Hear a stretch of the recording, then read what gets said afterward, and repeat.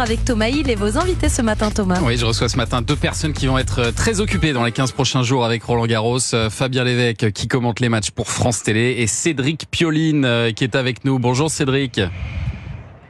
Bonjour Thomas, bonjour tout le monde. Merci beaucoup d'être là. Vous êtes l'un des plus beaux palmarès du tennis français et notre consultant pendant tout le tournoi pour Europe 1, la radio officielle de Roland Garros.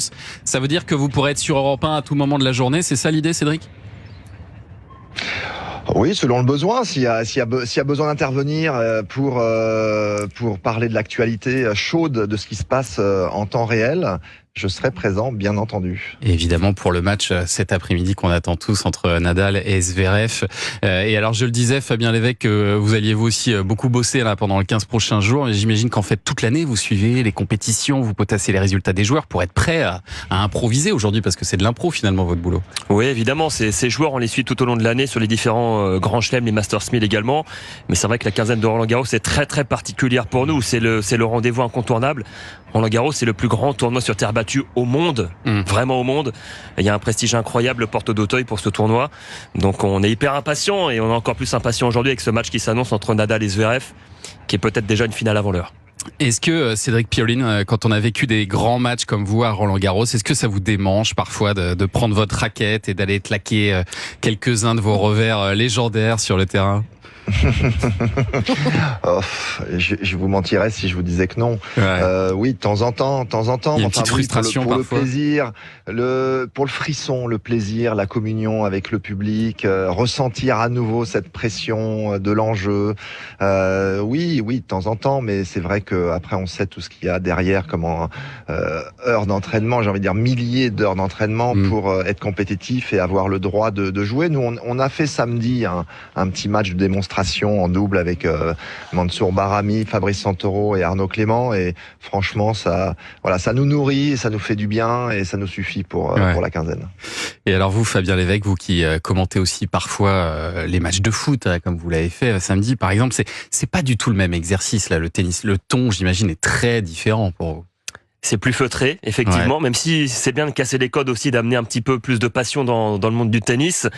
C'est pas du tout pareil. C'est vrai que il y a une règle en tennis, c'est qu'on ne parle pas pendant l'échange. On a envie d'entendre le bruit des balles, on a envie d'entendre les glissades sur la terre battue également.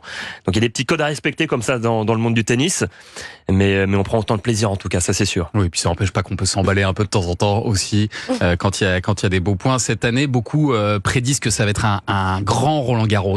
Alors peut-être pas du côté de la météo, Anissa, parce que là, ça va pas être terrible a priori. Ça va être 50-50, c'est-à-dire que cette semaine est vraiment pas terrible et la deuxième semaine de Roland Garros sera très ensoleillée et même chaude, donc ça va être sympa. Puis maintenant il y a les cours couverts, donc ça va mieux là-dessus.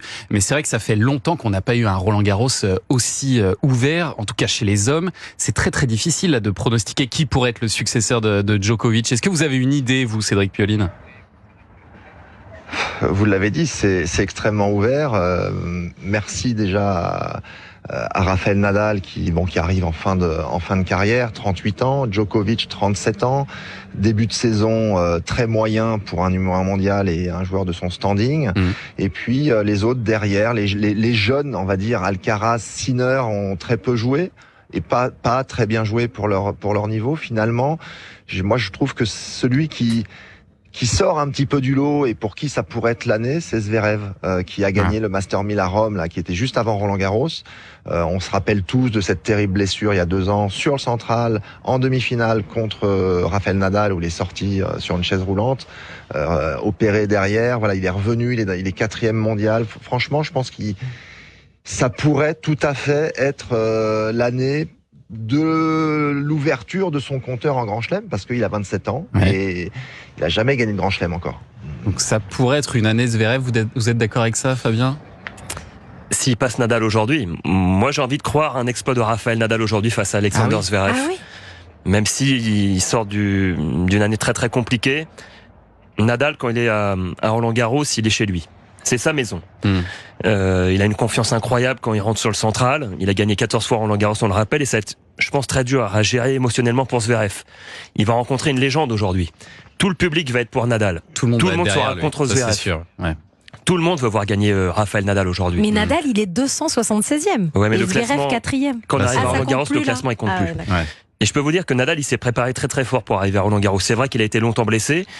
Il a fait une semaine d'entraînement assez intensive où il a battu tout le monde à l'entraînement. Il a battu les Corda, il a battu des gros joueurs sur des sets d'entraînement. Donc je pense qu'il est capable d'inquiéter Zverev cet après-midi. Ça serait exceptionnel. Et ce serait absolument exceptionnel. Et donc on peut s'attendre à peut-être un match de légende cet après-midi. Oh là là, on a hâte de voir ça. Et alors, question pour Fabien. Ouais, Cédric Pioline. Fabien, est-ce qu'il y a eu une petite bataille avec la direction du tournoi pour retransmettre sur France Télévisions le match de Nadal-Zverev avec Amazon, comme on le sait, qui a les droits pour la session de soirée? Qui a les matchs du soir, oui. Enfin, le match du soir. Il n'y a pas eu de bataille puisque Rafael Nadal lui-même a demandé à jouer en journée. Il déteste jouer le soir. Il n'aime pas jouer le soir parce que les conditions sont moins favorables à son jeu. Sa balle gicle un petit peu moins sur la terre battue, sur des terrains plus humides. Donc il a demandé à jouer en journée pour avoir des conditions optimales pour essayer de gagner face à Zverev cet après-midi. Donc il n'y a même pas eu de sujet finalement, puisque c'est Nadal lui-même qui a demandé à jouer en journée sur le central. Donc nous à France Télé on dit merci à Rafa tout simplement quoi. Et une dernière petite question pour vous Cédric Pioline, franchement est-ce que les Français du côté des Français, est-ce qu'on a des chances quelque part, est-ce qu'il y en a certains qui peuvent briller à Roland-Garros et aller comme vous par exemple, alors peut-être pas au bout mais comme vous en demi-finale, vous avez fait une demi-finale à Roland-Garros? J'ai fait effectivement une demi-finale en 98. Maintenant, pour les Français actuels, j'ai envie de dire que ça sera du domaine un petit peu de la surprise. On a le numéro 1 français Humbert qui est sorti hier, qui a des problèmes extrasportifs, donc il était un petit peu absent. On a eu Moutet qui a créé une petite surprise hier en battant Jarry qui était finaliste à Rome de belle manière. Donc oui, il y a un Gaël, pourquoi pas, un Arthur Fils. On a envie de voir ces joueurs avancer et puis j'ai envie de vous dire que si on en avait déjà un ou deux côté masculin, je parle, en deuxième semaine, on serait ravis.